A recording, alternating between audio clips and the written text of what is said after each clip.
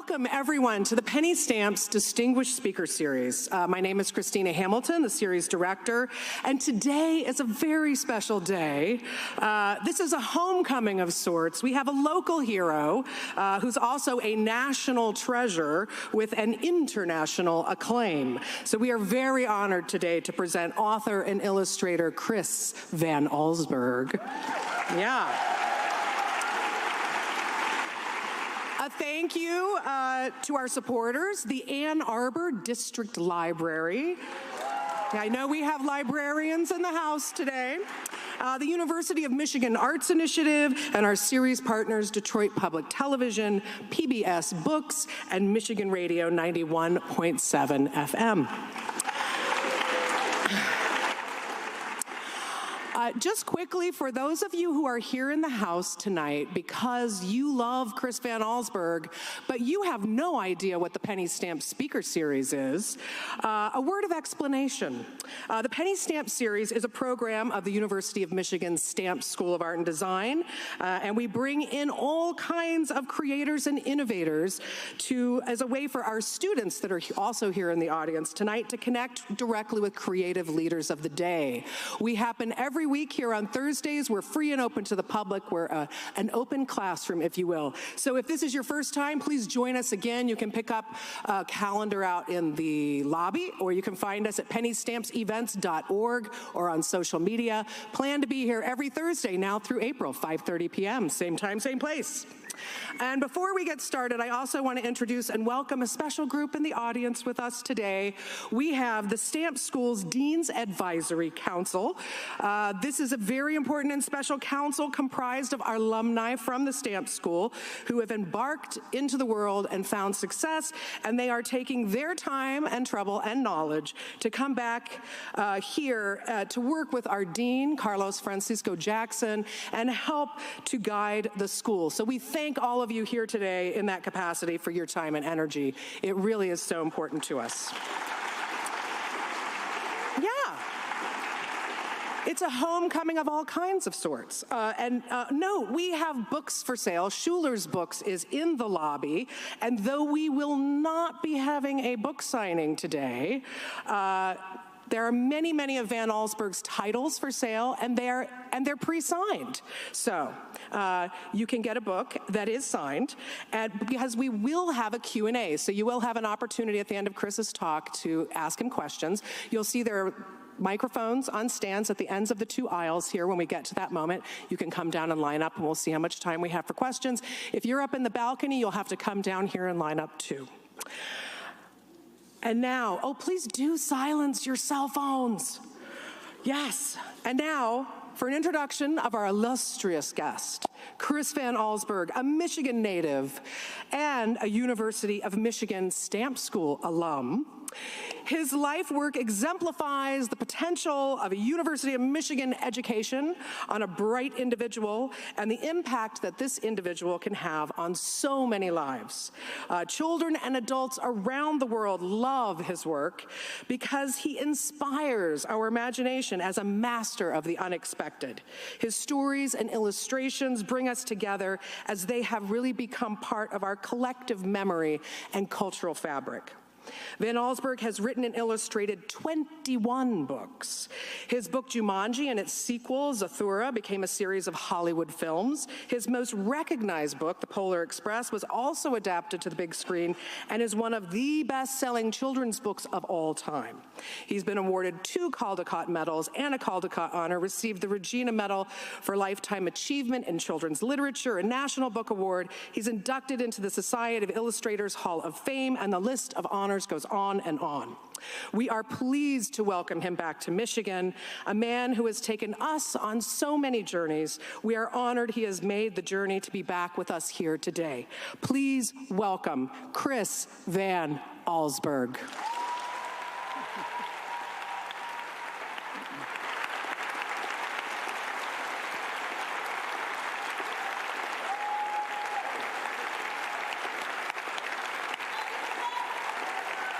Thank you, thank you, thank you, thank you. For about 50 years, I've been going out and talking about my work, initially when you write a book, it's not clear to you that you'll have obligations to talk about your work, but I learned that pretty quickly. And I was going out to groups of librarians and groups of classroom students, groups of art students, and as I say, I've been doing it for about 45 years. What I found over that time was that there was a surprising amount of interest in the fact that I didn't start out as an illustrator and actually made sculpture. So I started introducing into my little slide presentations the sculpture that I made, and I was tickled to find that people, at some points, they found this more interesting than the illustration that I was sharing with them. So I thought I would share some of my sculpture with you. It starts very early, my efforts as a sculptor. I have the oldest, an image here of the oldest piece of sculpture in my collection. Yes, there it is.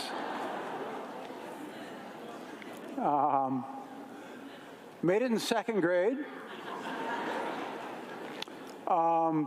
Super proud of it. It's a duck-billed platypus. Not sure why, as a 7-year-old, I was interested in Australian marsupials, but you can't see it because it broke off. It also had the ducktail in the back, because I was, even as a young person, concerned with details. I brought this home to my mother, and it ended up in the place where so many of these gifts that children make for their parents in art class ended up in the kitchen. That's the gallery of childhood art. And she put it on the windowsill over the sink. And in about 1958, 59, it dropped into the sink and the tail dropped off. And, but my mother just picked it back up and put it on the windowsill. And it was there for decades. And this represented my sculptural achievement at the age of 7. I don't think it showed a great deal of promise. My mom sure liked it.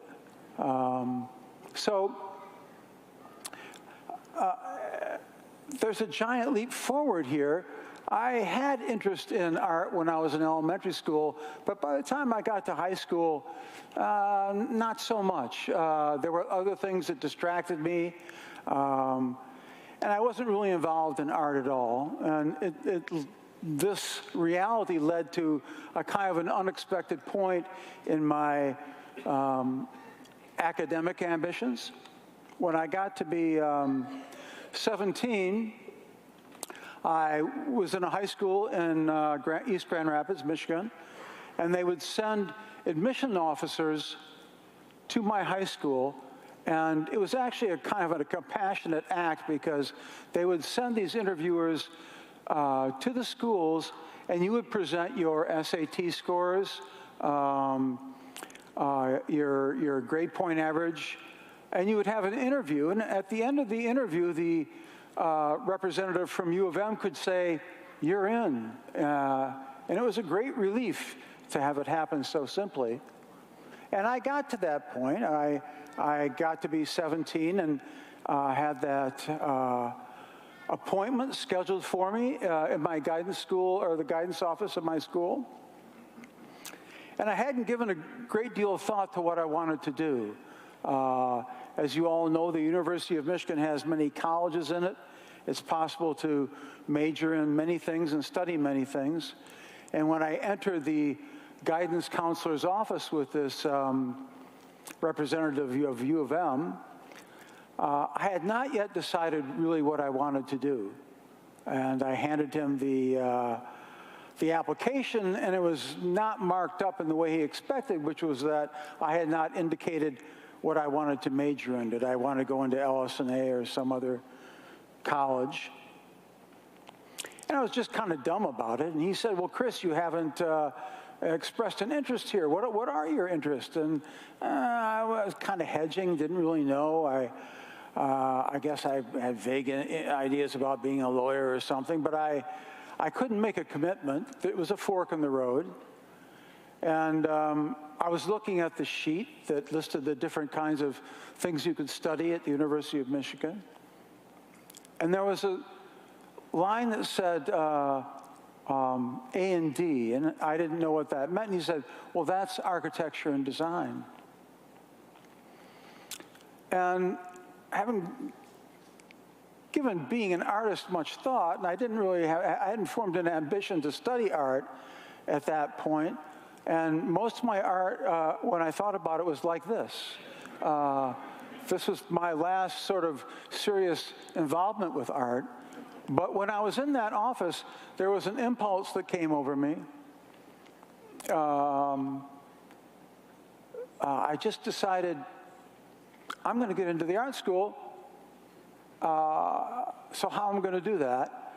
I had to persuade the admissions officer, because the way you got in then, 1967, I believe, is the last year that a portfolio was not required. But you certainly had to prove through your transcript that you had studied art. And maybe some recommendations from your art teacher. So my transcript had none of that. I was looking good with my SATs and my GPA, but there was an absence of art classes, and that struck the admissions person as peculiar, that I was electing to become an art major. I was challenged by his doubt, his resistance, and so I explained to him that I'd been studying privately at home, that I was doing a little painting, and I had set up a small studio on my front porch where I could do some stone carving. And I spoke with it with a kind of confidence and a cheekiness, I guess, that he thought, well, no one would lie about something like that. And so we talked a little bit about art, and I happen to know, I knew the names of a couple of artists. I think Van Gogh is one of them. I can't remember the other. But that brief conversation was enough to persuade him that I deserved to be in the University of Michigan Art School. A triumph for me, I guess, except that I didn't really know what it meant. I spent the summer goofing off, knowing that I was going to be a U of M freshman in a couple of months, not giving a lot of thought to what it meant to become an art major. In some ways, I thought I would be like a regular academic student. I would be an LS&A student, except that on Fridays I would be able to do things like this as a way of relieving the pressure that grows out of academic demand. But when I got there, when I got to the University of Michigan, I found myself way over my head. And I found myself in classrooms with kids who actually had studied privately. And kids from, arts and crafts school in Detroit, kids who went to Sunday art classes in Cranbrook. And when I got into the classroom with these students, I was, I don't know, just sort of shocked at what I was expected to do based on what they were able to do. And that showed up most clearly in figure drawing. I think all the art students here will appreciate the fact that figure drawing right away shows a kind of an understanding for draftsmanship, for the ability to look at something and reproduce it convincingly on a piece of paper. And I was really hopeless. I mean, I would do a figure drawing and then tear it off the sheet before the instructor came by, because it was just a humiliation. This led me to believe that my skills were the way they were because I was not born with a gift. And it was a gift that I saw around me and all the other students. And I didn't want to feel left out. I didn't want to feel, I don't know, like a loser. And so I said, maybe drawing's not for me. Is there something else I might be able to excel at? And so I started thinking about sculpture. And when you become a sophomore, you can start to sort of specialize. You can find courses that will teach you about the principles of three-dimensional art. And so I think the next, yes, this next image is the first thing I did at the University of Michigan. And not sure what the assignment was, but I saw beauty in a normal object, and I would like to lay claim that this was an extraordinary insight on my part, but it was 1967, 1968, and pop art was a real thing. And there was actually a legitimate aesthetic investigation of the beauty that surrounded us in low culture design, but I thought there was a way to emphasize it by, articulating certain things, and it is an elegant shape. It would clearly be for very tall people, and also closing the lid would not work out very well either. But so anyway, in making this, I discovered a handiness I had modeling, or not modeling, but carving wood. I believe this was pine. It's probably about, it's not life size, can't sit on it. It's probably about 16 inches tall. But I was so kind of enthusiastic and motivated by my achievement with the wood, I decided wood was my thing, and that I could do better, I could be better if I applied myself. So I really did focus on woodworking. And I stopped drawing entirely because I felt, as I say, overwhelmed by the demands of it, and a true believer that I lacked the drawing gene. But I did believe I had the sculpture gene, so I stuck with it. And probably about 4 months after I did this, I set out on a much more ambitious woodworking project. And this is it right here. Now this is, I wish this were life size because that would be quite impressive, but it's not quite this big. But it is big. It's 3 feet. It's about 3 feet long. And hard to articulate, I think, exactly what was going through my mind, because even though I was naive and I was mostly invested in the craft that was demanded to make something like this, which struck me as so sleek and so beautiful, I was still involved in an aesthetic investigation about the unrevealed beauty of pop culture images. So I don't know, this is the car that I presume Mickey Mouse drove to visit Pluto in. And it's simply a cartoon image, but I thought taking this pop culture image and treating it with a kind of respect as if it were a noble subject matter for sculpture, I thought I was revealing qualities about it that went unobserved, unappreciated. And I don't know if I convinced my professors, all my fellow students, that I was really onto something. But later on, when I look at these early efforts of mine, and I look at the work, 30, 40 years later of Jeff Koons, who basically does, balloon toys, but balloon toys in highly polished stainless steel. It's sort of the same approach, which you take a normal object, one that we're kind of familiar with, which even has some comical qualities to it. But if you just labor on it and pour all this effort into trying to articulate exactly how these forms intersect, that it becomes something slightly different. Got some other pictures of it. Yeah, rear view is nice too. Yeah. There's the cockpit. So this actually comes quite a bit later, because it wasn't really exactly in the same spirit of trying to discover or trying to reveal the formal aesthetic qualities of pop art, pop culture images. This had more to do with the ridiculousness of hyperbole, and how you can use hyperbole to to also sort of accentuate the sometimes overlooked beauty of things. Now, boat hulls have been, I think, appreciated for a long time for their sensuous quality and their beauty. But I didn't feel they went far enough. And so this is a 7-foot-long speedboat.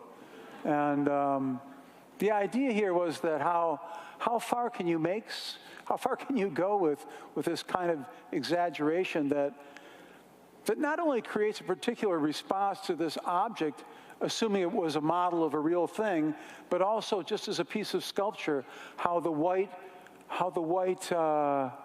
inlaid lines reinforce the shapes that you're looking at. So I guess in some ways this was a little bit like the car, which is trying to find or trying to reveal things that might go overlooked in these common objects. So this would be another sort of example of that.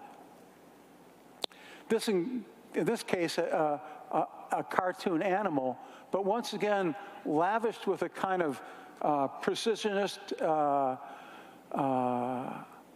attitude about the contours of the animal, the perfection. It's the kind of thing, I don't know, way ahead of its time.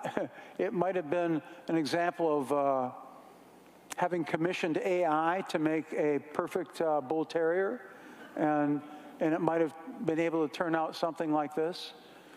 This is life size. It's a pretty good piece. These were all made in resin, cast resin, and then highly refined.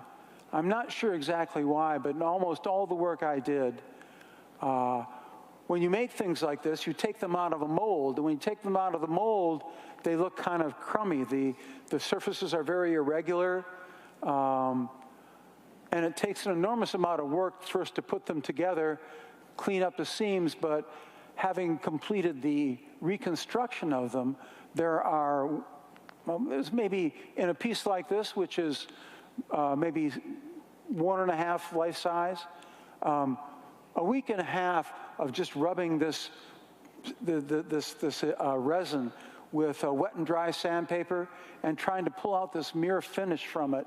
And I don't know, it's fetishistic in a way. I mean, but it's irresistible when you have something in a state that is crude and may have all the shapes that you want. There's something irresistible about making the finish so refined that it starts to reflect light in a different way, and it emphasizes the kind of shape and forms. Yeah, it's a crazy thing. I actually gave these names. I had in mind the idea of doing a series of the dogs of famous artists. And I was a big Brancusi fan at the time, so I titled this Brancusi's dog. And this is Brancusi's rabbit.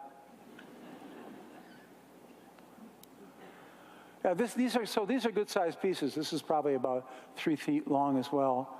Because I made them look so precious with these extraordinarily mirror-like finishes, and I wanted to keep them that way, I ordinarily built these plexiglass cases to preserve them.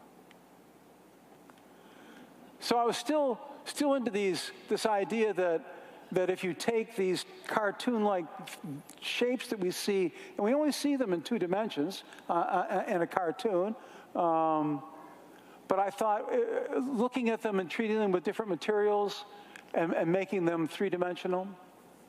So this is a cane head, the handle of a cane, and this is an armadillo cane head. A cute little bugger, isn't he?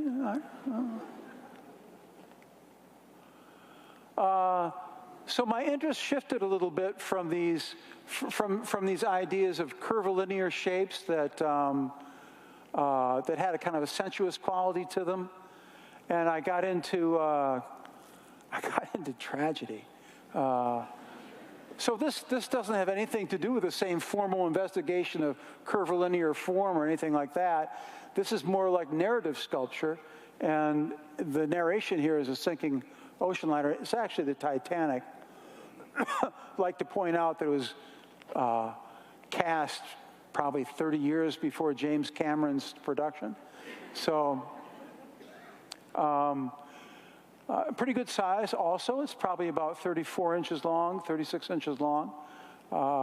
Made originally out of wax, and the waves carefully modeled in wax, and then through the lost wax process, cast into bronze. It has a companion piece.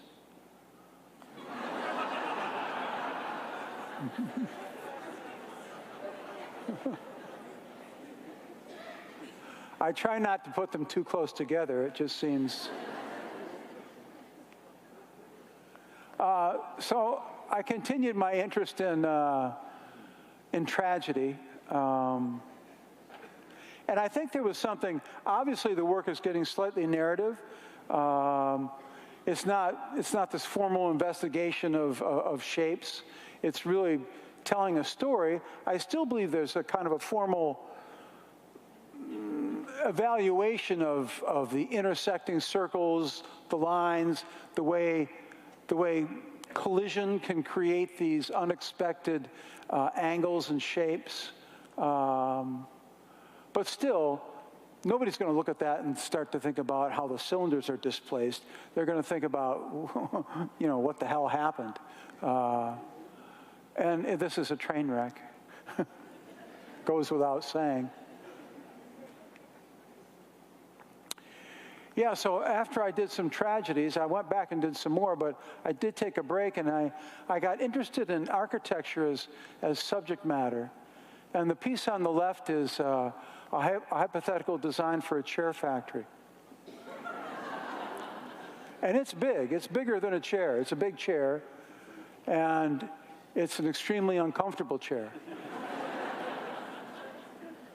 But having completed the chair factory, I happened to have a roommate who was doing tooled leather belts as a way to earn some money to get through U of M. And I saw that with tooled leather, you could make these repeated impressions if you had the correct die. So I don't know if this lights up well. Yeah, it's not too bad. So I went directly from observing him making these little impressions on belts. I said, gosh, you could make a leather Chrysler building with that. And so this is the Chrysler building, executed in tooled leather. It's about 5.5 feet high. And I think I was a little ahead of my time with this, too, because architecture is a subject for, I don't know, sort of playful manipulation by sculptors or even by architects.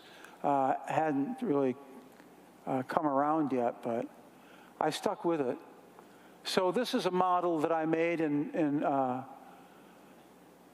I'm sure that you've all seen pictures of the Flatiron Building looking south, and they show the leading edge. And you look at the Flatiron Building, you say, oh, that's really strange, it's a flat building. But you just walk around it, and you see it's actually a triangular building. And for some reason, that disappointment triggered in me the desire to make a truly Flatiron building. So this is about 4 feet, 4.5 feet tall. It's cast, and it has its own little kind of case to protect it. And you can see here in the image on the far right that a floor plan of this building, and this is what was so interesting to me, is that, in just executing what I wanted the facade to look like, I had created a floor plan which would be just a hallway with circular stairs at the end. And it would be a useless building, and I thought very Magritte-like in its kind of insane, surrealistic reality to that. Who would want it? But it mystified people when they looked at it because it's done with a kind of accuracy that you associate with, architectural firm commissioned architecture. So when people walk up to it and they look at it, they think it's just insane, and they want to know, where is it? Who built it?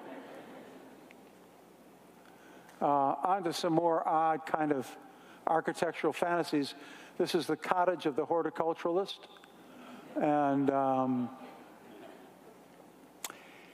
I built this little cottage out of wood, and I went to a florist, an artificial florist, and I got these giant bags of artificial leaves. And I spent a long time tacking them on individually onto the cottage armature, and then I did a leaded glass cover for it. It had a great deal of mood and mystery to me, because you just walk up and it's the idea of the kind of architectural identity sort of subsumed by the nature that finally cloaked it. So then I got onto some other ideas, and these were ideas about freezing motion. This is probably about 2 feet tall, 2.5 feet tall, and I was interested in stopping motion. And so this is a cup of coffee spilling on a little cabinet, which I thought it would be more interesting if it had some utilitarian benefits.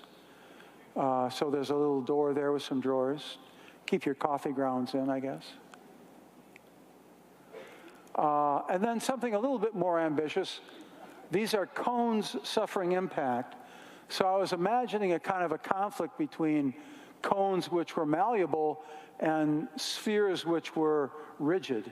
And so I poked them through at various points in the cones, and they sort of are, in my mind, partly because of the materials I used and the kind of meticulous presentation. They're the kind of things that I would expect to see in a museum of physics, where they're trying to prove something. I don't know what, but there are a number of things that when I look back and try to figure out why I made them, I realized that I was making things that I wish I could have discovered in some obscure museum of physics. Or even better than that, some obscure antique shop that was selling these things, and I could have made these mine, but that opportunity didn't exist, so I made them myself. So these are cones suffering impact. So this is almost like a droll. This is not the best shot, but this is a pretty good sized cabinet, had a drawer in it, but it was called Ball Coming to a Skidding Stop on a Checkered Carpet. And it's just inlaid maple and walnut, and not a good angle, because from up above you can actually see the compression of the squares and how the compression of the squares conforms to the change in its contour. Yeah, so this is a big piece, actually. This is about 5 feet tall. It's called Obelisk in a Strong Wind. And the idea here was just to stop a tragedy before it gets to its worst point. And so this is rosewood. I actually cut all these little bricks out of rosewood, and then had a very complicated armature in the center here, so that, assuming you didn't go in and peek inside, it's a pretty convincing sort of impression that this thing is being blown over. Obelisk in a strong wind. These are the Invisible Men bookends. These are bronze. Actually, no, they aren't bronze. I cast these in bronze, but they didn't have that souvenir look that I wanted them to have, so then I plated them in copper, so they had more of the souvenir look, and then I put the hats are in sterling silver. So This would neatly fit into the category that I was describing of things I wished I could have found in an antique shop that didn't exist, but I would have felt so lucky to find it. Let me see if I can. Yeah. This is called the hypnotizing machine.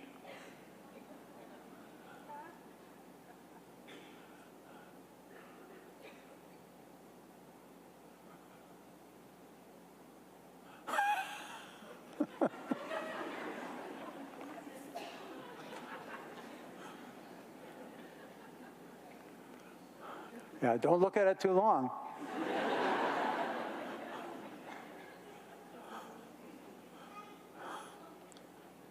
Yeah. This is, you can't really tell, but this, I'm still sort of treating things with the level of craft that I embraced from a very young age. And so this is actually end papers from some old books mounted onto wood, and there's about 20 coats of lacquer on top of it to give it that decoupage feel. Yeah. Yeah, I'm sorry this is a little dark in the center, but this is, I guess this would go along with the Titanic and train wreck. This is called Event at the Observatory. And I had this idea. This becomes slightly narrative in the way that some of the others, and by narrative I mean it's a sculpture which you aren't meant to simply behold and appreciate its shape, its contours. There's at least a moment here where you're left to wonder, what was the astronomer looking at? He must have seen something in the sky that was bright, and it was getting closer, and it was getting closer, and it was getting closer. And finally it landed. Yeah. So there I am. There I am holding the event at the observatory. So this is in a studio that I finished my bachelor's degree at Michigan, and I went on and got a graduate degree at Rhode Island School of Design. I set up a studio, and the studio was owned by, it's not so common here, more common on the East Coast, these big old mill buildings that have been sort of vacated. Artists go in there for really cheap studio space. It's really, in some ways, a fabulous opportunity. The studio that I got into, the landlord turned the heat off at around 5 o'clock in the afternoon, which meant, you know, you got about a half hour, an hour to keep on working, but it just got too cold at night. And so this big space, you can't see, is quite large. I shared it with another artist. Pushed me into a position where I needed to do something at night, because at that young age, when you're filled with energy, you can work after supper, you know. And I was ready to go, and that was my habit, but I couldn't work after supper. I couldn't work after supper in the studio because my hands were too cold. I had to make a decision. I needed a hobby. So my hobby was drawing pictures. And I started to draw pictures. And about the same time I started was drawing these pictures, my wife said, "Oh, Chris, your pictures look like illustrations," which is not a compliment for an artist ordinarily. And she said to me, you know, I think there's a chance here. My wife was an elementary school teacher, and she used picture books in class, and she brought home a whole big box of them. And she said, "Just look at these. I think you could do this." And I looked into the box of books, and it was a disappointment, because back then, the books that were written for children appeared to me as if they were written and illustrated by adults who had already formed in their minds that they were doing this for children. And the work just seemed to be, I don't know, I mean, I don't want to be too critical, but I sort of categorized the whole genre with sort of like I don't know, greeting cards. It didn't look like serious art to me. The images that were in these picture books were so much like the images children themselves drew. And I guess you could make the argument, well, the kids would like to see that. It looks like something they did. But I kind of rejected that. My wife had a box of these books. And encouraging me to think about it, she brought the box home. I looked at them. And I was disappointed. I told my wife that she was barking up the wrong tree. I wasn't going to be a children's book illustrator, but there was one book in the box, Higgledy Piggledy Pop, Maurice Sendak, and amongst all the books, this was the single book that seemed to me that the artist could rightfully claim that they'd made a work of art. It was not a collaboration between a marketing force, an editor, an artist who maybe never even met the author. And when I saw Higgledy Piggledy Pop, and this is a measure of how naive I was about the field, because Maurice had done many things before that, but this is the one I saw, and it's such a peculiar and personal book. It occurred to me, well, wait a minute, you actually could be a children's book artist and not have to make these kind of childish things about, you know, bunny rabbits and stuff like that. And, you know, talking bunny rabbits who are learning how to share their carrots, excuse me. Not a bad idea, really, but I didn't want to do it. So anyway, I saw this, and I was encouraged to think, well, maybe I could. And these are the kinds of drawings I was doing at that time. And you can see my figure drawing hadn't improved a lot. But this is called The Bird Watcher. And they're very kind of static compositions, and they do actually create kind of a narrative puzzle.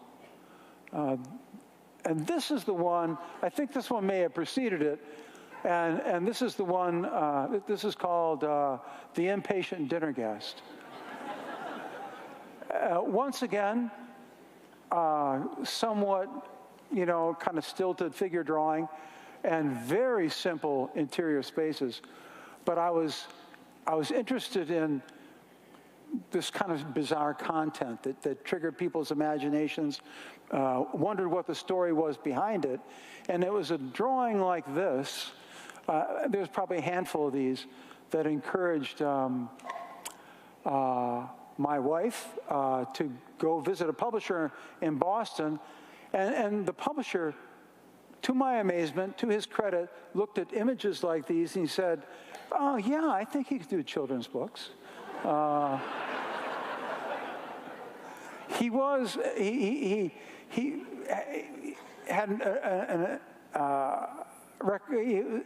considered an eccentric in the field, and I was lucky to have connected with him. And anyway, having met with the editor who was excited about my work, he sent back some manuscripts with my wife, Lisa, and I looked at them, and they were, unfortunately, a lot of these stories about, you know, little bunny rabbit's first day at school and learning how to share his carrots and things like that. And then they wore backpacks and they rode on the school bus. So I called him up and I said, I'm sorry, you know, I'm not the right guy for this, but thank you for your consideration. And he said to me, you know, if you want to do the drawings you want to do, you have to be the author of the text, because that's what will give you the opportunity to make. If you want to make a drawing like this and it shows up in a kid's book, that's okay, but you got to have a story that makes sense of it. And so I said, that's not happening, because, I mean, at that point, the longest thing I'd written was a postcard to my mom asking her how the platypus was. But anyway, I said, okay, I'll give it a shot. And so I ended up doing the first book. And One of the things that people always ask is, where do you get your ideas? And for me, initially, my ideas came from an image. And in the case of the Garden of Abdul Ghazazi, this was the image that came to mind. And it's a boy chasing a dog through a topiary garden. And left with a lot of questions. This was a little bit like the other work, a man chewing on a plate, a man staring at a bird. So you have a question posed here. Who's the dog? Where's he going? What is this strange place that they're in? And my storytelling method, at least very early on, was simply to answer the questions. The dog is running away from the boy. The boy must keep control of the dog, must keep the dog on the leash. He's lost that. He's in a garden, which is very strange. Who owns the garden? It's obviously owned by a strange and perhaps powerful fellow. And so as I kept on answering my questions, got to the idea that this was the Garden of Abdul Ghazazi, a retired magician who detests dogs. And at the end of this story, he has to first get through the garden. Oh, this is his entrance into the garden. And he has to search out the dog. But the end of the story has an ambiguity to it unusual in children's books, because what happens in the story is that the boy, Alan, does finally get to the magician's house, and he finds that the dog has been turned into a duck. This is very alarming to him because the dog was not his. He was actually taking care of it for a woman, and he was looking forward to having to return the dog to the owner, and now it was a duck. So he goes home. On his way home, he loses control of the duck, and the duck flies away, and now he's got nothing to present to the woman who owned the dog named Fritz. But when he finally gets home to confess his failure, Fritz's owner, Miss Hester, is there, and so is the dog Fritz. And what she explains to the boy was that magicians fool people. They can't really turn dogs into ducks. He just made you believe the duck that was in front of him was your dog, and he took off, and he grabbed your hat, and he flew here, and then he took off again, and then the dog showed up. Won't get into it too long because I'm getting too slow here, but I guess the final point is that on the last page of the story, there is a clue that is provided which encourages the child to wonder, well, what did happen? Was Ghazazi a real magician that could turn the dog into a duck, or was he just a stage magician who fooled the boy? And to me, there's a big separation point there. And also, in some ways, kind of a heavy psychological premise for 6-year-olds. and much to my surprise, the same editor who was okay with my black and white pictures I said, you know, it's not really finished. There's not an ending to it. We don't know really what happened. He said, terrific. And so they published it, and the reality was, you know, when you publish books like this, you figure, you know, they're going to publish 10,000. They'll sell 2. The other 8,000 will be available to me at a remaindered price. And I'll have gifts for a long time. But anyway, it turned out great. People loved it. Sold a lot of copies. Got a Caldecott honor, which led me on to Jumanji. And I'll try to speed this up because let me see what we have here. Okay. Yeah, we're going to go a little bit faster now. Okay. Jumanji. So, the second book, and one thing that had happened between Ghazazi and Jumanji is that I'd learned to draw a lot better, because when I did Ghazazi, the only way I knew how to draw was to put a very sharp point on a pencil and just very slowly nudge it across the paper till I had the tone I wanted. Then I discovered with Jumanji, if I worked much larger, I could put tone on paper with charcoal, and I could move it around with my thumb, and I could move it around with cheesecloth, and so I was able to lay out these very large gray tones, and then I could go back in and cut them out with eraser. And so these drawings, which are much bigger than Ghazazi, and in some ways more refined, took about half the time, and it was just such a a breakthrough for me in terms of picture making. The whole idea of the, a little aside here, I was surprised to get so many more reviews. I had a couple of shows in New York City of sculpture, and God, you're lucky if you get 3 lines in the New York Times. But there was a whole apparatus to review children's books, which is much more expansive. And there's a picture of this in the New York Times book review, and the reviewer made a comparison of it to Balthus, and I thought, me, Balthus. So it was a real encouragement that I was making something that was kind of original and kind of mysterious, and also played on a fairly simple idea. And in this case, the idea was cognitive dissonance. The idea of placing things in spaces where they don't belong immediately gives you the big creeps. And so the snake on the mantelpiece was that. So a restless person in terms of materials. As soon as I kind of mastered the technique with Jumanji, I figured it's time for pen and ink. So the next book I did was Ben's Dream in pen and ink. And this is about a boy who sails around the world in a world that's partly submerged, going past the great landmarks. Here he is fishing in front of the Taj Mahal. It also has a premise in it, a psychological premise. He sees someone else in the dream, and at the end of the dream, he meets that person. The person said, I had a strange dream. Do you know what I saw? And the protagonist, the boy, says, yes, I saw you. And raising the question once again for 7 and 8-year-olds, that if you had the same dream, would you see each other? Time for color, I thought. And I should point out, with a little bit of pride and maybe a little bit of, regret, completely soft-taught with all these materials, because once I got into sculpture in school, I avoided two-dimensional art because I didn't feel it was my calling. But I started going out and experimenting with different colored materials.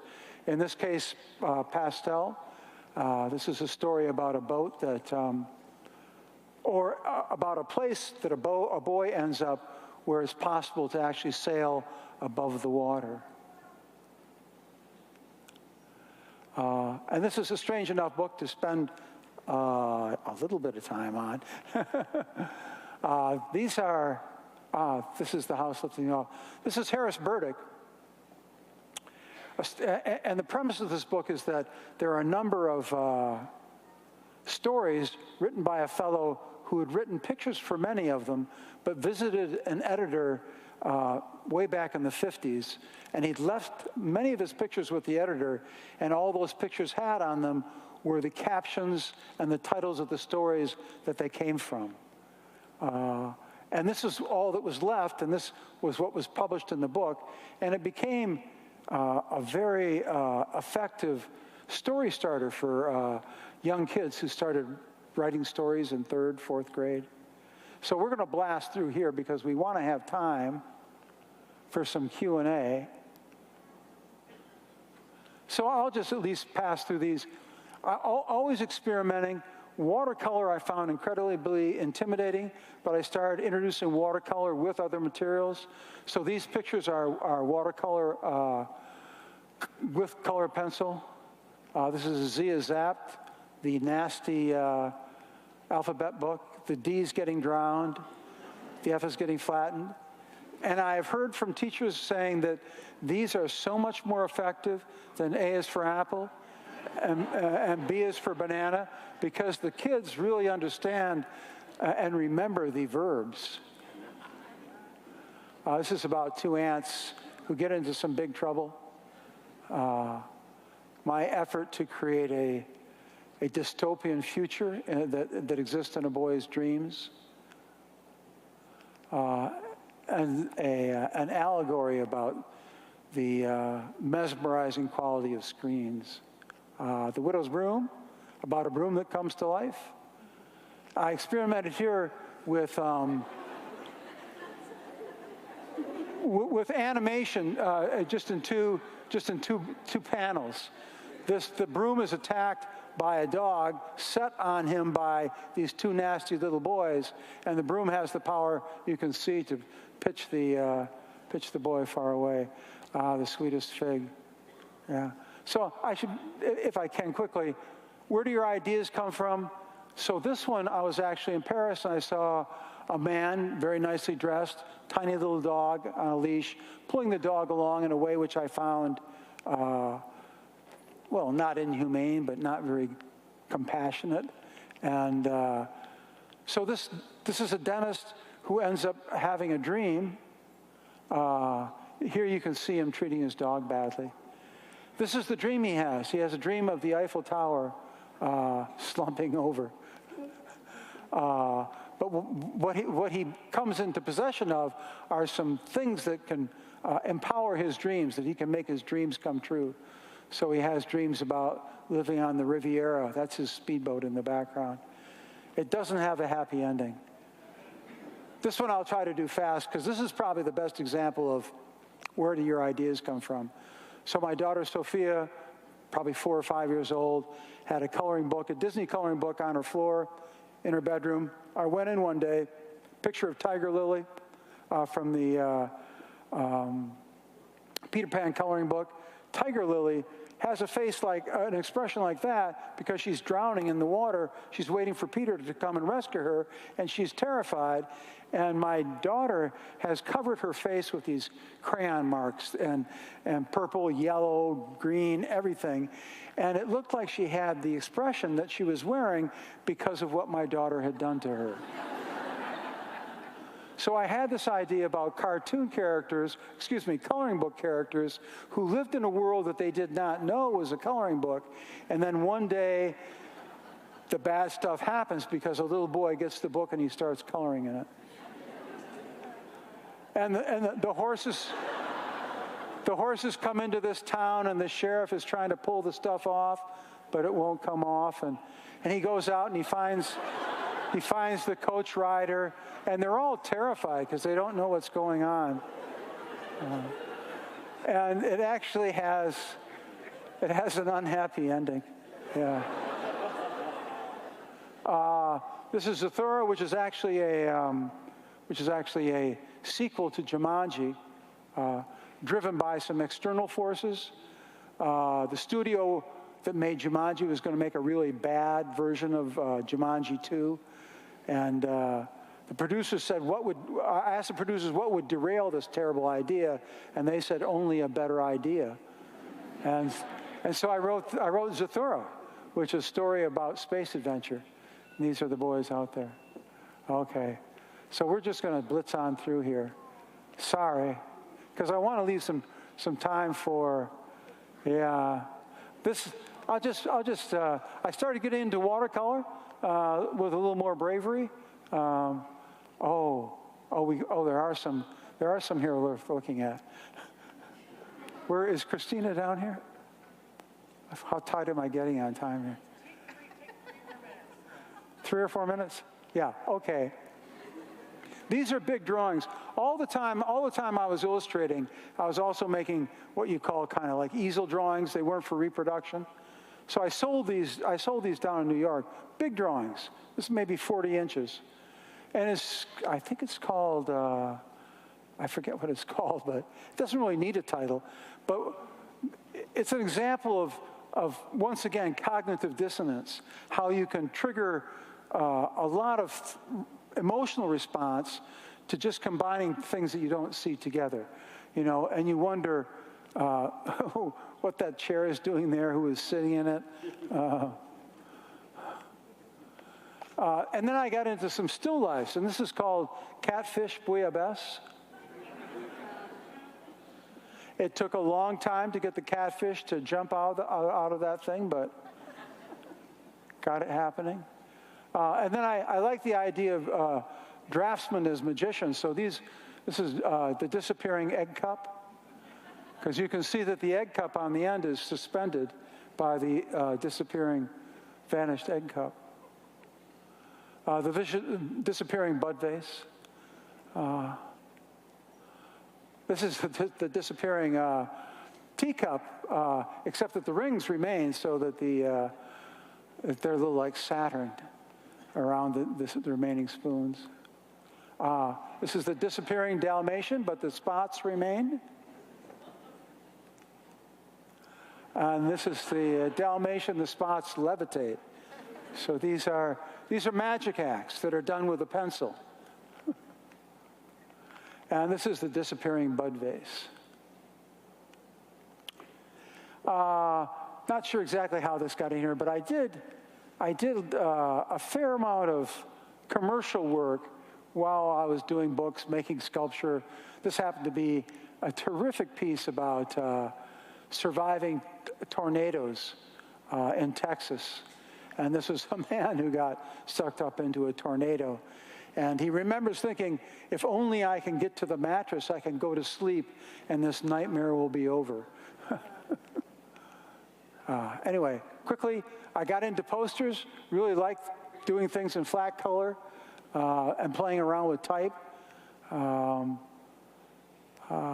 these are for different affairs. This is one I did for the Portland Symphony a long time ago. Something very gratifying after spending a life just fussing around, nursing tone onto a piece of paper with a pencil, just being able to do these nice flat things were about design. They weren't about, careful control of tone. And after I did this, I thought, maybe I'll do some fictitious posters. So this is a design for the Arizona Lighthouse Trust.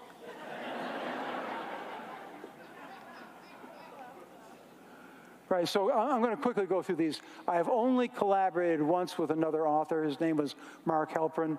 Did a terrific trilogy with me called A City in Winter, and basically got the manuscript. The hard part. Anybody familiar with Mark Halperin's prose? Yeah. Terrific writer, super descriptive, so descriptive and so powerfully descriptive. You say, well, what's left for me to do as the illustrator? Making a picture is only going to make it less. So I picked out things that I thought were less challenging. So I started out in a kind of a German or a Russian style, Ivan Bilibin, black lines around the marks, and you can see it was costume work. I actually had to go out and get a costume shop and rent costumes and wigs, which I'd never done before. And you think of that now, oh, that's crazy. But, back in the golden age of illustration and, back in Brandywine, they all had these giant closets, and so this piece on the right, I just got tired of doing the kind of hard edge stuff. So I did some frontispieces in soft focus. That's not the result of a bad picture. I was actually drawing in soft focus. And see, these are other images that were from that book. Now, we're down to the last three. Good. How I spend my time, my free time. These are giant German erector sets. This has probably got a 3.5-foot wingspan, many parts, take forever. And I know that people look at stuff like this and they say, well, if you've got this creative talent, why are you building these toys? But it has a tremendous satisfaction, just, bolt by bolt, piece by piece. There's something about, it's like building a puzzle, but it's three-dimensional. Oh, and I wanted to include these. These are mezuzah. These are the sort of ceremonial enclosures for prayers, which you put on your doorway. Jewish families put on their doorway, where you sort of bless yourself in your house when you enter and leave. And these are some mezuzahs I've made for my wife's company called Forgotten Judaica. Don't forget that, .com. And the last piece. So this is what I did during the pandemic. I had a bunch of clay. I hadn't done a figurative piece in a long, long time, and it just seemed like something that I felt like doing. So it's about 3/4 life size, bronze casting. And we don't know if he drowned or not, but there he is, suspended animation. So that's it, right there.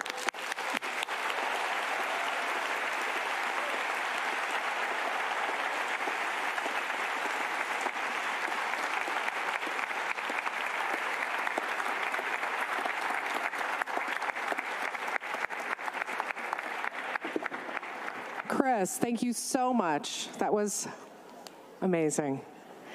Bringing out a chair for folks. Oh my gosh, look at all these folks already lined up for Q&A. You guys are Johnny on the spots. Thank you. I know we have some people that have to leave, so leave quietly, please, so we can hear up here.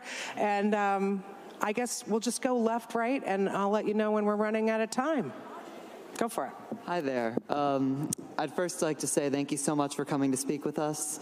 I'd second like to say my mother in the 90s loved reading the Polar Express, showing the film strip to her students, and serving them hot chocolate. The third thing is your sense of space in all of your work is incredible. How do you develop your settings? How do I develop that sense of space? Your setting. The settings in your work. Oh, okay. So the question is, how do I develop the settings?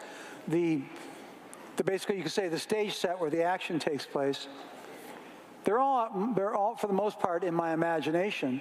And I can't emphasize the importance of having an understanding of perspective, because it's perspective that allows you to create a convincing space and to be able to move things around inside that space. And of course, they're always informed by things I've seen before, things I saw, liked, and haven't forgotten. When I was doing stuff like that,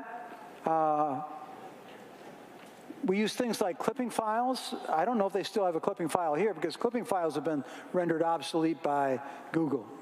But, you know, if you're wondering about what a particular interior would look like, you can always jump onto Google, get an inspiration for it. And if you have good perspective skills, you can change your point of view inside that room. You can make it a different proportion. So, you know, it's a combination of those things. Thank you. Yep. No? Cool. Hi. I was curious. Oh, wait. Here, I wrote it down. I forgot. Yeah. So you were like an undergrad here in the 1960s, and I was just curious, like, what like artistic, social, nature spaces you were involved with here, and like if they did like inform your work, then I was curious about that. But mostly I was just curious about like what was Ann Arbor like for an art des student in the 60s? Yeah. So the question is, you know, in the late 60s, what were some of the, you know, the spaces, places, experiences you might have had that formed your artistic sensibilities, or, yeah, and you know, for me, it was sort of a combination of the library and the wood shop. I mean, I know that sounds really kind of monastic. I mean, I was not on the streets. I was not protesting the Vietnam War. It wasn't that I was apolitical, but I was so absorbed by the things I was making that, you know, I'd say, oh yeah, the protest is at 4, and I'd look at my watch and it was 6, you know. And, but it was mostly really, and here's another thing that I'm sure all of you appreciate as students. Some of the things that were most kind of motivating and sort of put a light under you was your fellow students' work. Because sometimes I'd see things that made me just feel like, and I'm not talking about the inferiority I felt about figure drawing, but even when I was developing my sculptural skills, I'd see people sculpting things, and I'd think, they've taken a step ahead, and I can too. Thank you so much. Hello. Hi, it's great to meet you. After years of creating children's book, my question is, did you have any difficulty finding creative inspirations to use in children's books, or did you find difficulty in distilling your creative ideas to make them accessible for children? Yeah. Everybody get the question? Yeah, okay. So, I know that there's an approach, and I mentioned it in passing, that, you sometimes see children's books that you know that were produced by adults, and maybe not one adult, but an editor, an illustrator, a writer. I'm not sure it's simply the fact that they were collaborative, but they really have this feeling of being conceived of for a particular audience of children.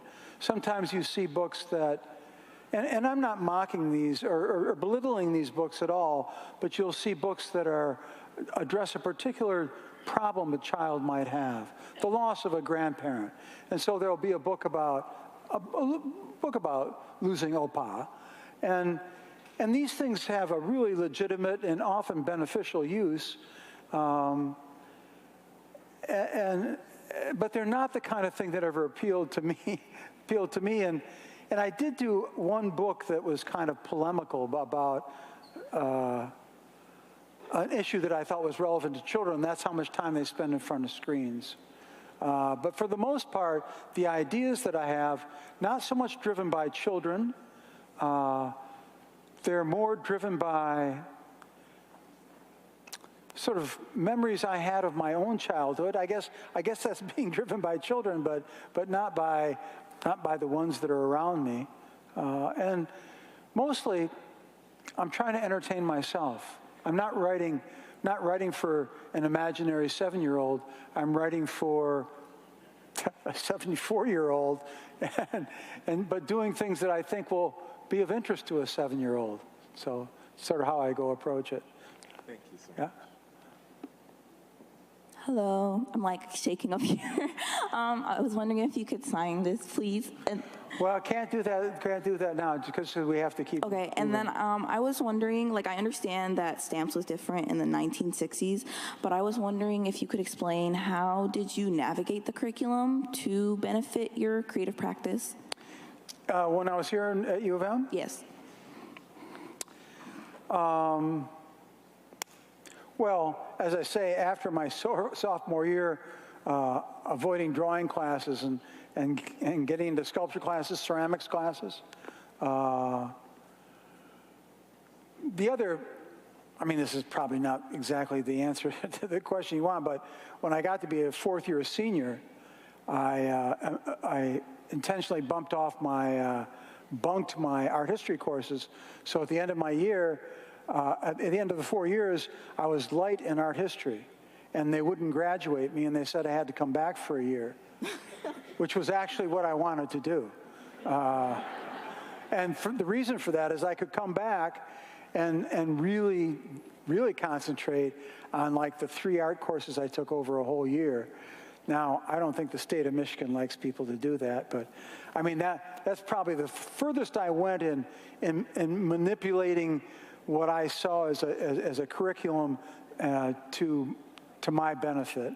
But mostly I sort of took what was there. I don't know exactly how it's set up now, but you know, I believe in a person your age and the age I was then. I actually believe in fixating on something, you know, because you're right at the age where the fire just burns, you know, and the eye of doing one thing and then getting at the end of the day and then realizing, oh, I've got, you know, this the next day. It's just, it breaks breaks the rhythm. So, you know, to the extent that you can arrange a curriculum that allows you to just stick with something a long time, I'm behind that. Okay, thank you. Yeah. So my question was, growing up, you said that you didn't really have much of a history in doing art and still got into Michigan. But like within those 4 years, you must have like done a lot to be able to end up going to one of the best art schools in the country for grad school. So I'm just wondering, what did it take? No, it was great because first I took the 5th year, and in that 5th year I made a lot of art. It all got into my portfolio to apply to RISD, and because then the curriculum allowed for that kind of concentration, I had a really good-looking portfolio, and I also had good recommendations. So, you know, when you apply to graduate school, they aren't really, at least back then, they weren't looking for a well-rounded student, because as a grad student, you're already identifying yourself as someone who's ready to go to the next step and get as deep in as you can to that particular discipline, and your hope is that you're going to be doing it with a couple of really great teachers. So, Thank you. yeah. Hi. So the scenes that you depict in your illustrations feel very timeless and yet also very aesthetically specific. So I'm curious about where you look to for inspiration in terms of the time and place setting. And my dad actually is really curious about this in regards to The Garden of Abdul Ghazazi, which was always my parents' favorite book to read to me. I've always had a goal of sort of working in a style that the completed book, if you left the copyright date out of it and somebody opened the book and they said, well, when was it published, they wouldn't be able to get within 10 or 15 years, because I don't ordinarily depict things. I haven't, to this point, shown anybody on a cell phone. Though I have somebody watching a TV. But for the most part, yes, that's an astute observation. I have, with intention, tried to create things that don't look like they were drawn yesterday. And in Ghazazi, when I was drawing Ghazazi, I had done a series of drawings that were inspired by these old landscape books from England.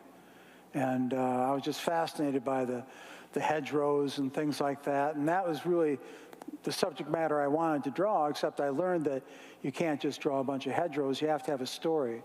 So that's how that worked out. Thank you so much. You discussed the sort of like hyper-focused craftsmanship, like sanding the terrier head down a lot and like taking days to do that. And so have you experienced issues with that in a world of kind of like good enough, or like, and I guess how are you able to maintain that quality, you know, like taking a long time to work on something? Right, so it's sort of, I think it's kind of built into the personality. I'm not sure you could take a student who sort of by nature in a figure drawing class would draw gesturally. If they were in a modeling class with clay, they'd be throwing on pretty big clumps of clay and just sort of catching the thing.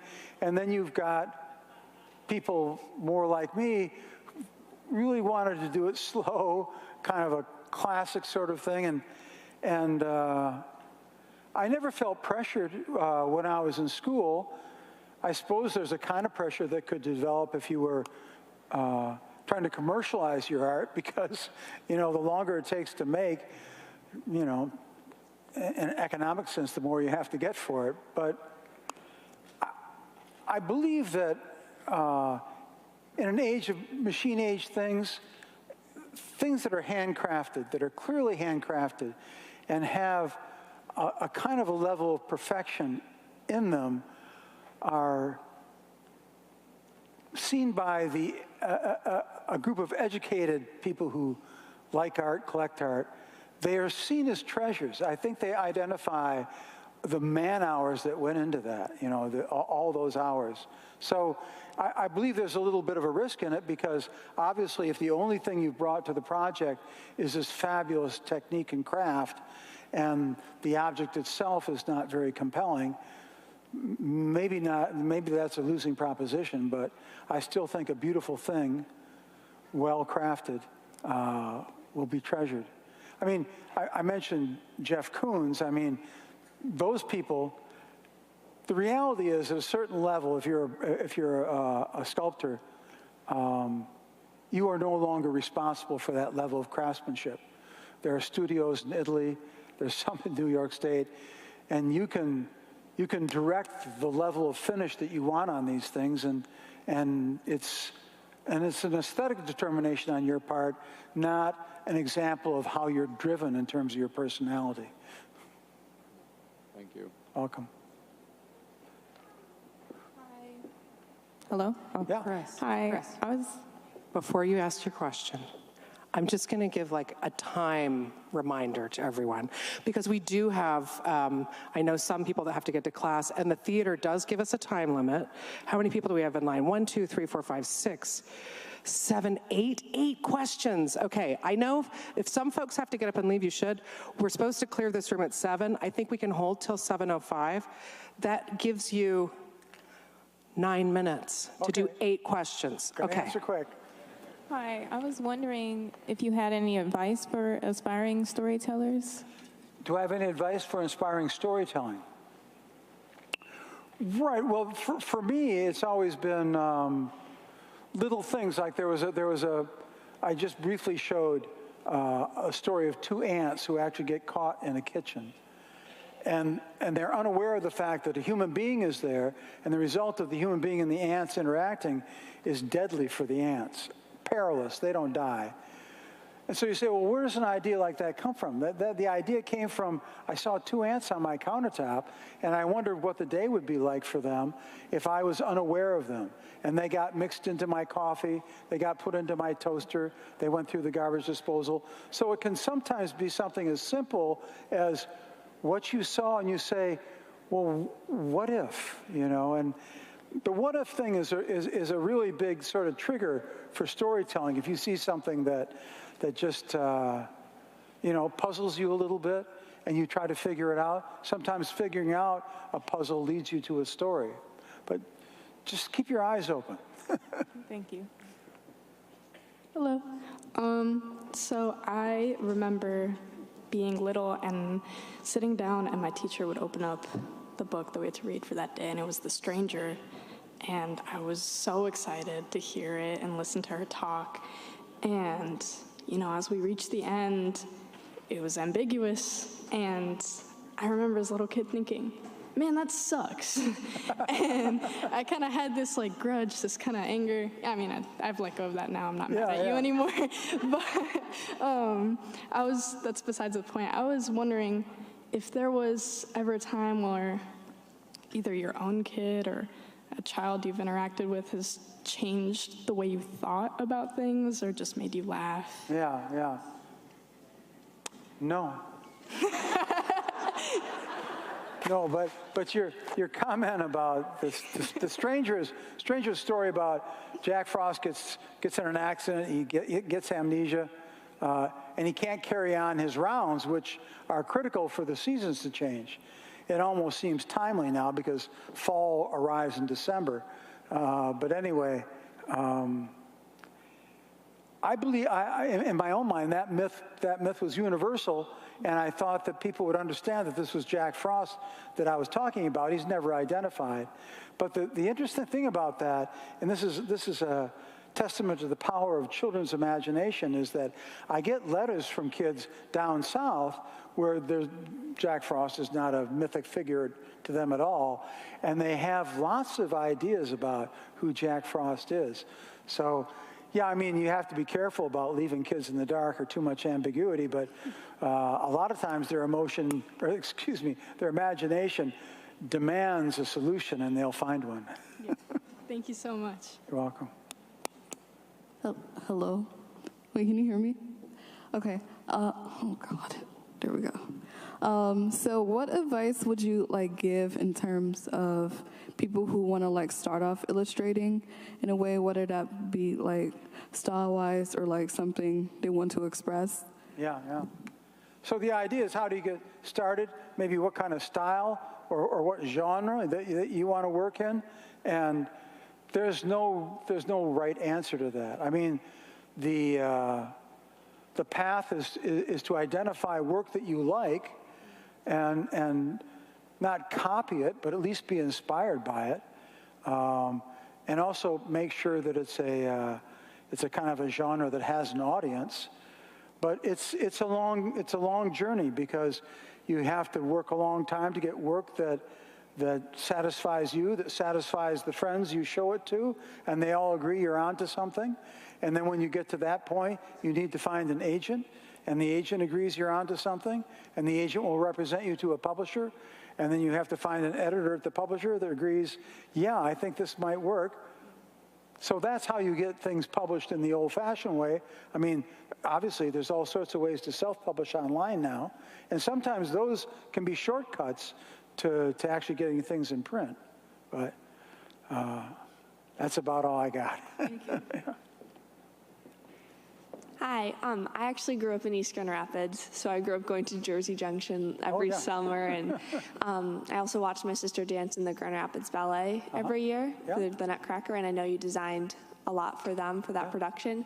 So I was just wondering, was it intimidating having this such like a well-known story that's so important to people? Was it intimidating kind of creating something new for it? Yeah, so the question was, I did some ballet designs for the Grand Rapids Ballet, which is quite an accomplished company, for their, the big money maker in every ballet company is Nutcracker. So they wanted me to do Nutcracker sets.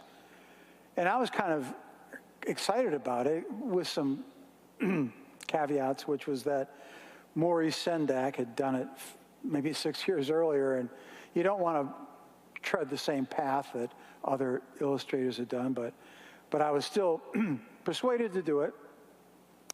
Then a little disappointed too, because it's ballet sets have specific requirements, which is that you can't put a lot out on the floor because dancers have to have a big open space. So it was mostly just designing backdrops. And I didn't know that it was going to be quite so kind of simple, but I designed these backdrops, fairly conventional ones, but they look pretty good. I'd probably be interested in doing theatrical design again, but I'd want to be able, maybe because I was a sculptor, actually build things and put it somewhere. But you can't do that with a ballet dancer. They'll run into it and hurt themselves. Thank you. Yeah. Hi. I was wondering if you thought that your success in 3D work translated to your success in illustrations, just because, like, the form and the light and shadow work that you use so well, it's beautiful and it's so successful, but you talked about how you sort of avoided 2D classes for so long. I wonder if all those years in 3D kind of helped you be able to think in that way for your illustrations. Yeah, so the drawing I did when I determined that I was not a skillful draftsperson like my fellow students, the kind of drawing I did, I would draw the pictures of the things I was going to make. So I'm sure that benefited me when I became an illustrator, because I was drawing things that didn't exist. And that can be an important part of being an illustrator. You have to use perspective and things like that.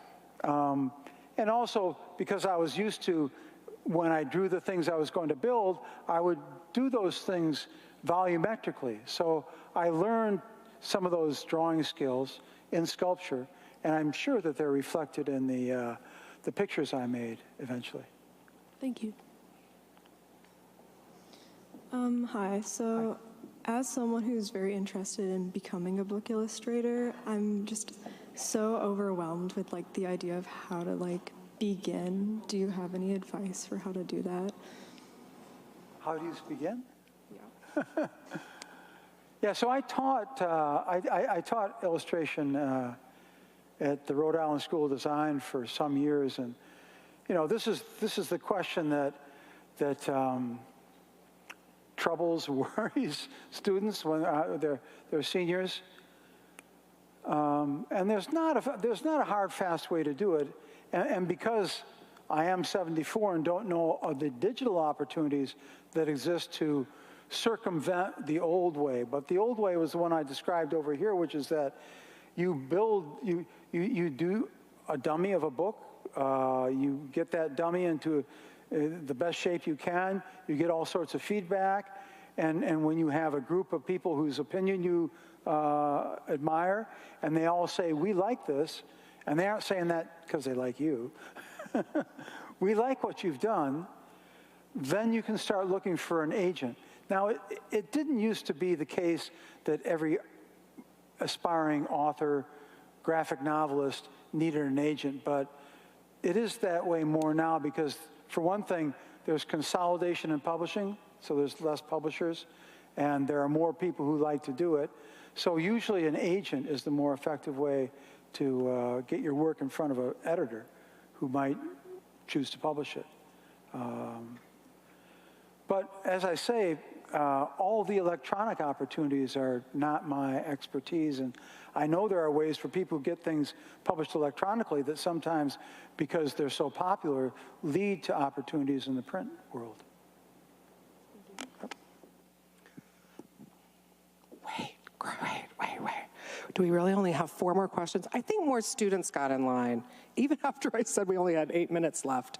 I have an idea so that we can get all of these questions in. Would you be open to, if we do a quick round robin where every student asks their question, and then you can give a big grand answer at the end and pick up on the threads that you would need to? Is that all right? You gonna take notes? Ooh, I don't have anything to take notes with. I think it's what sticks in your head. Okay. Can we do that? So I'll listen to all 6 questions. So all 6 questions you guys go through, and then Chris gets to make a wrap at the end. I'm gonna close my eyes and see if I. So we're just gonna go bing, bang. No, we're just gonna do all 3 of you, and then the 3 of you, and then are you in line too? Oh la la! Oh, you're so good. Thank you. Okay, so you guys have to really ask a question. It's got to be brief. We're going 1, 2, 3, 1, 2, 3, 4, and then Chris answers how he answers. Okay, hi.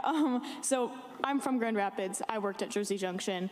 It inspired a bit of my portfolio coming here and some of my other art. I was just wondering if where you're from, Michigan, East Grand Rapids, whatever, how that has influenced and inspired any of your work throughout your career. Okay. My question was kind of on behalf of my daughter who adores you. She's in California now. I know a lot of your pictures are mostly male leads, mostly boys. I know you mentioned you have a daughter, and I know there's like one girl in Jumanji, but are they mostly from the male perspective because you were kind of, like you said, writing from the 7-year-old boy perspective? Hi, big fan. I've grown up watching The Polar Express, reading The Polar Express. My family loves it. I guess my question was just your thoughts on the movie or any of the movies made off your books, or do you read the books with your children, stuff like that? I'm going to do 3 at a time or I'll forget. Okay, 1, yes. Young woman here grew up where I grew up. I grew up in East Grand Rapids, and there's a ice cream store there that my mother owned named Jersey Junction. You said you worked at Jersey Junction, okay. So she knows where I grew up, and she's wondering, well, what influence did that have on me? And, you know, it's really difficult to trace those things because you couldn't make an argument that it had no influence. You know, I grew up in the Midwest. I loved cars when I was a kid, and had a generally happy childhood, so not traumatized, not working on any of those things, to my knowledge. So yeah, I'm a Grand Rapidian, and I'm sure there's some Grand Rapids in my work. Now, yes. So, yes, so the question here was a lot of boy-centric protagonists in my work. There is The Widow's Broom, which is very female-centric. And there's also probudity, which is where a little girl gets the best of her brother because she's smarter than he is. What else? We don't know the gender of the ants. But you're right. I mean, I'm working from my own 7-year-old's imagination, and I'm thinking, well, I'm the person in these stories. But I think there may be some others with women in them. But I have all daughters. They all, I mean, she adores your work. So it's just something I thought was. I'll tell you an interesting thing about Zathura, which has 2 boys in it, but the models for those were my 2 daughters. So there's 2 girls in Zathura too. Okay, have we covered this? Oh. Okay, so the movies. So the movie thing is kind of a mixed bag because the movies that get made from children's books can be really awful, and they can be made principally as exploitations. Children's books that have been in print for decades have wide name recognition, and some studio says the name recognition alone will get lots of people in. Doesn't really matter how good it is. And those kinds of films have happened, and I'm sure the authors, assuming they're still living, are really, heartbroken by them. But I haven't had that. I haven't suffered that. All the films have been made from my books. There's been 3. All could have been much better, but I never felt that any of them was exploitive, and I felt that all of them were made, with a sincere determination to entertain, and not entertain in ways that were, kind of cheesy and predictable. So I haven't had a bad experience with it. Hi, I'm just curious about, in your storytelling, did you let your child self lead your adult self, or your adult self lead your inner child? Yeah, the idea here is that the child that I remember in myself giving cues to the adult, giving dictation to the adult and telling them to write it down, or is it the adult sort of in their imagination driving the kid around?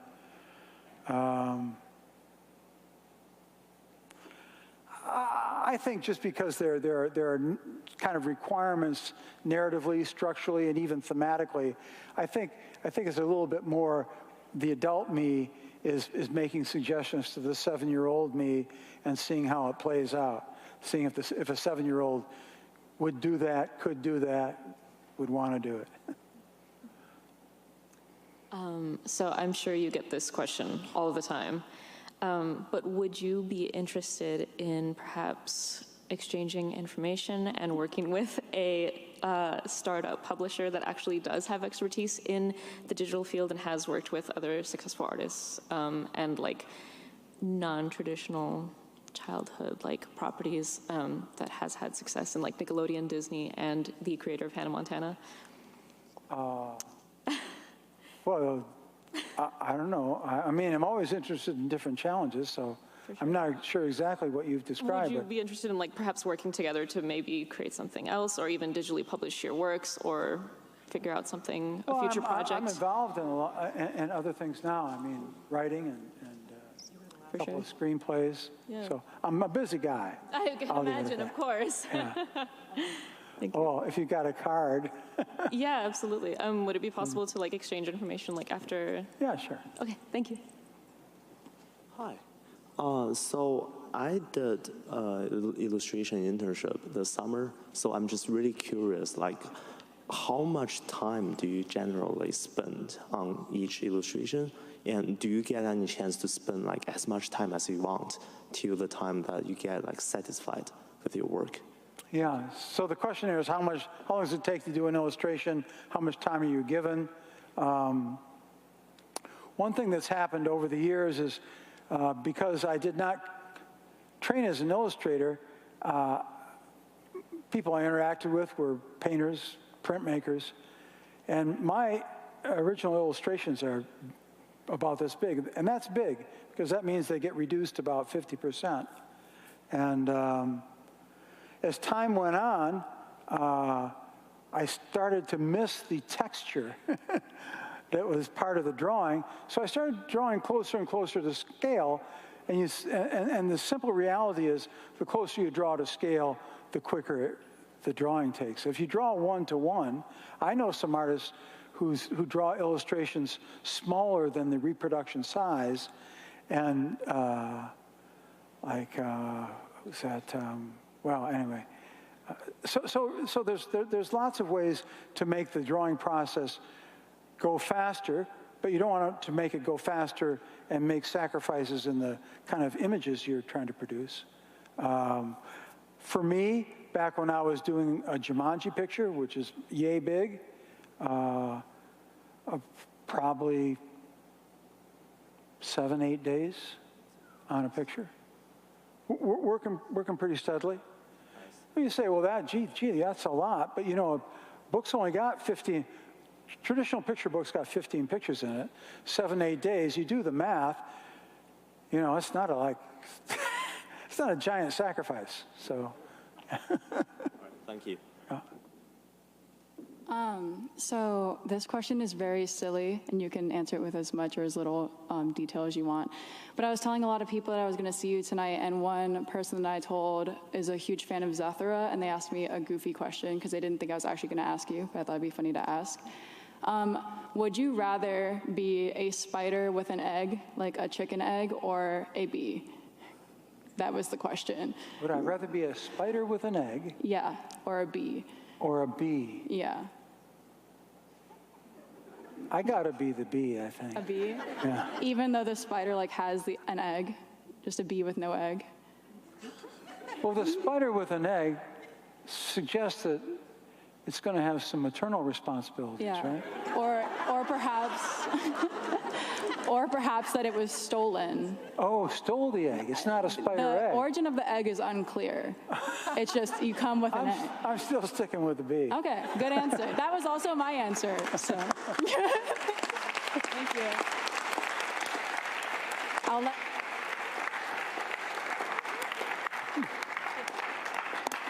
Okay, thank you.